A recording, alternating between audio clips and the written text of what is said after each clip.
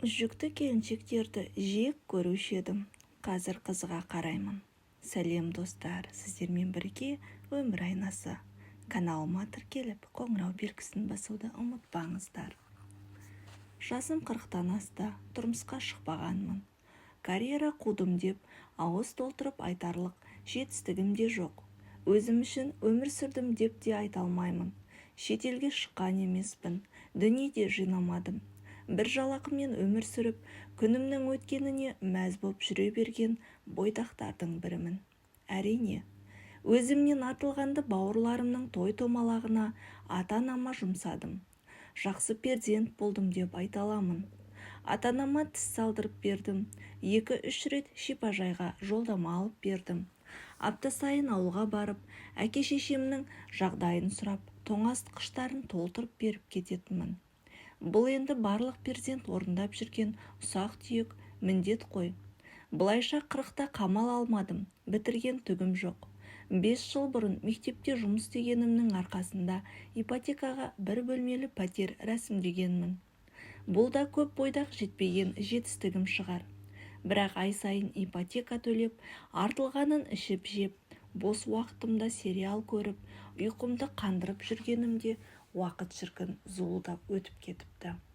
Ақыл енді кірді ме, әлде анам өмірден өткен соң жалғыздықты сезіне бастадым ба, ертерек отбасы құру туралы ойламағаныма өкініп жүрмін. Айналамдағы адамдар әрине айтты. Анам да ауылға барған сайын ертең етегің толып жылайсың ғой. Тәуірлеу жігіт болса, тұрмысқа шығып бала туып алсаңшы. Бала олжа, бала алданышың, соны өсірем, жеткізем деп жүргенде жалғыздықты сезбейсің деп талай рет айтқан. Тыңдамадым. Керемет жігіт өз іздеп келердей жүре бердім. Бұрын жүкті келіншектерді көрсем жақтырмай тыржиятынмын. Тіпті жек көрген кездерім де болды. Аяйтынмын кейде. Ал қазір қызғанам. Неткен бақытты деймін, сырттай сүйсініп қарап. Мен қазір күйеуді емес, баланы аңсап жүрмін. Көп ойланып, кәдімгідей жоспар құрып, тәуекелге бел болғанымда бір сыныптасым қайтыс болды. Артында 5 баласы қалды. Ең кішкентайы небәрі 2 жаста. Ересектері мейлі-ау, ал кішкентайына қиын. Сол сыныптасым өмірден өткелі, мен де кетіп қалсам, баламның күйі не болмақ деп ойша жоспарлап жүрген нәрестемді ойлана беретін болдым. Жасыратыны жоқ, орта жастан асқанда адам өлімнен қорқа бастайды екен. Әйтеуір бұл ойдан да арылдым-ау. Дәрігер есігін қақтым. Дәрігер де 40-тан асқан менің қалауымды онша құптай қоймады. Ал құрбы келіншектер бір бала туып ал деп әр кездескенде ақыл айтуда. Тұрмысқа шықпай бала туып алуда оңай емес екен. Жұрт не дейді деген әлеуметтік сұрақта тәуекелге баруға тұсау болды. Жұрт баласын немесе бақытын бөліп бермейтінін түсінуге де біраз уақыт керек болды. Жалғыздықтан ұлыған қуыс кеудем бір шешімге келе алмай жүргенде жақында Facebook желісіндегі мына бір пікірді оқып көңіл күйім түсті. Онда бір еркек былай деп жазыпты Facebookте. Табиғат заңдылығына, табиғи болмысыңа қарсы шығу жақсы емес. Әркім уақытында ата-ана атанғаны дұрыс.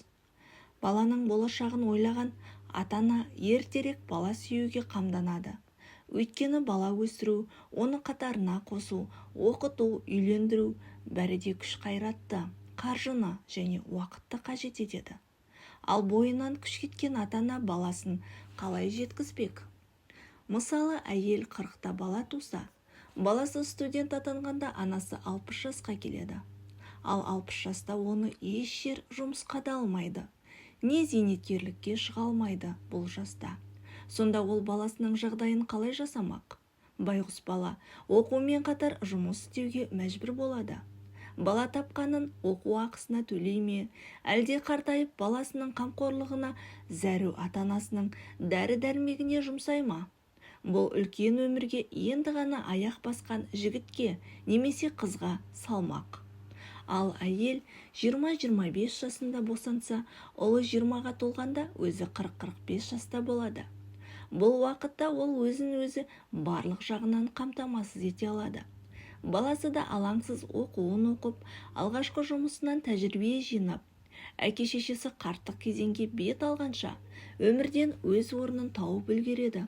Сосын өзіне, отбасына және кәрі ата-анасына да қамқорлық жасауда қиналмайды. Сондықтан тек өзін ойлап, 40-45 жаста балалы болу эгоистік деп ойлаймын. 40 жастан соң барлық ауру шығады деген рас. Әр жерін бір ауырып жүргенде, өмірден өтіп кетсең, қартайғанда туған балаңа кім қарайды? Әркімнің есігінде жәутеңдеп өскенін қалайсың ба? Өмірден теперіш көрген сайын ол бала, анашым, мені өмірге неге әкелдің, дейді ғой іштей. Ащы да болса шындық. Бұл пікір негізі дұрыс айтылған.